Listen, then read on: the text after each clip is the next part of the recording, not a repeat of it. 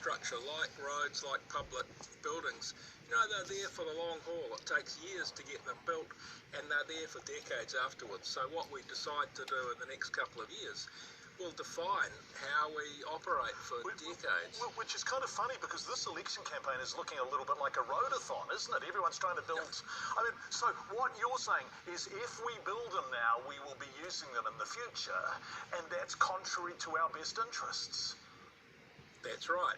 I mean, you could drive electric vehicles on roads, obviously, so building a road doesn't mean we're all going to be running around in our diesel-powered SUVs necessarily. But that's the way things have operated in the past. It would be great if we were equally investing in much upgraded public transport, boost up the rail network, all those kinds of things would go a long way, I think, to reducing emissions from the transport sector, which has been one of the big growth areas in New Zealand the last 30 years or so. Final question, but it's a really important one. And you are on the record for 20 years, as you said. You've been saying this for a long time, as long as anyone in this country.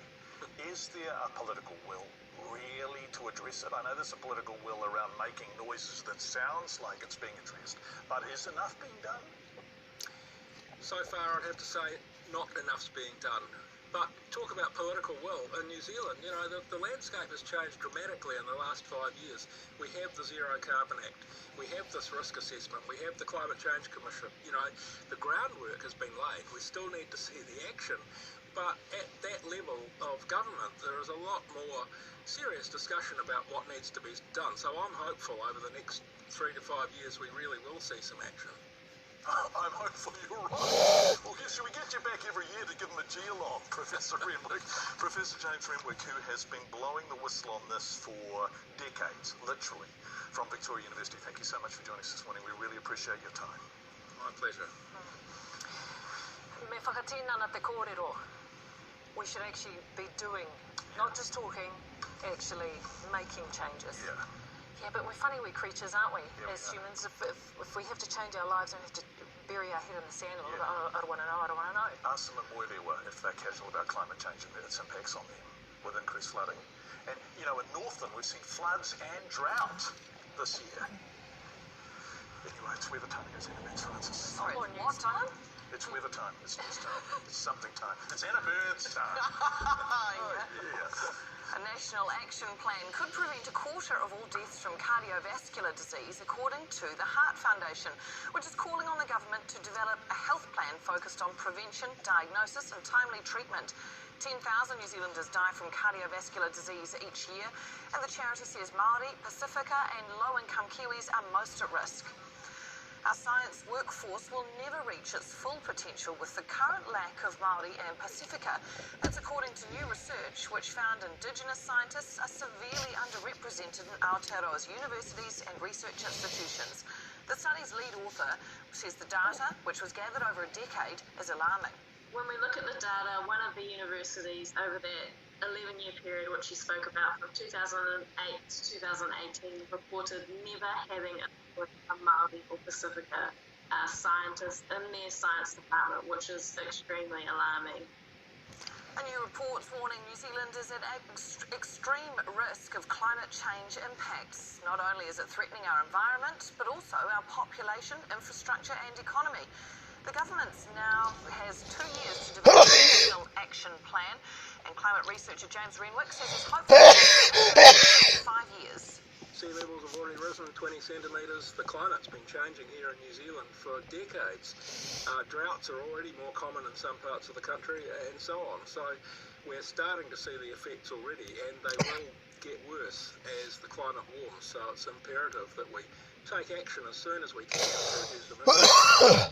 Well, thousands of Californians have been forced to evacuate a fast-growing wildfire. The Apple Fire east of Los Angeles is burning more than 20,000 acres of land, the size of around 8,000 rugby fields. More than 2,000 firefighters are battling the blaze in steep and rugged terrain with difficult wind patterns, making conditions erratic. China's announced it's suspending Hong Kong's extradition treaty with New Zealand in response to the same move by our government last week. It's over the imposition of a new security law in Hong Kong that could see people sent to the mainland. China's agreements on mutual assistance for criminal matters have also been torn up with Britain, Canada and Australia. Taking a look at sport, and Todd Payten's dropped a bombshell, revealing he's turned down the Warriors' head coach role. The current interim coach says he was offered the position on Monday last week, but Payten says he has family issues to deal with in Australia and cannot commit to the job in Auckland. Just wasn't the right opportunity for my family and myself at this time being. Hang on. So you are telling us that you got offered the head coaching job of the Warriors last week and have decided to turn it down? Yep, that's right. Yep, not an easy decision, something I agonised over for a few days, but in the end, it was the first time I put my family first in a decision, and it just wasn't the right time. Instead, Payten's admitted he's got an eye on the currently vacant head coach role at the Cowboys. And finally in this bulletin, the Waikato Bay of Plenty Magic have won their first game of the Premiership season post-lockdown. After a 10-game winless run, the Magic finally notched up a 37-36 victory last night over the Southern Steel in Hamilton. In fact, the Magic's previous victory this season was against the Steel way back in March. Wow, I got it around the right way. Go the Magic. Well, people were watching at 6. Yeah. But I want to say Payten is as clear as a muddy puddle, isn't he? No, well, here's the thing, the bit of dim that you can see in that shot, he's framed it really well in that hotel lobby. Yeah. I don't really want to ask the question. Because he's got Scott open Delaney where all his fingers thrust. No, but at least he answered the question, because he seems like a pretty straight-up guy, right? When you hear him in the press conferences after the games, he's pretty honest about the performances. And I think that's the sort of guy he is. And when he was asked that question, rather than going, no, the process is still ongoing, and when the club is ready, they'll announce who the next coach is going to be. He went, I turned it down, because he's honest. Yeah, that's a good point. Anyway, it's now news time. Here's Maddie. Jack, thanks.